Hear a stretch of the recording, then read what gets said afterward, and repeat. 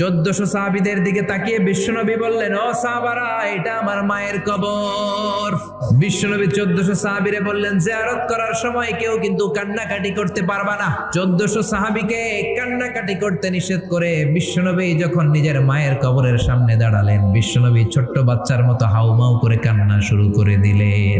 বিশ্বনবীর কান্না দেখে 1400 সাহাবাও কান্না শুরু করে দিল।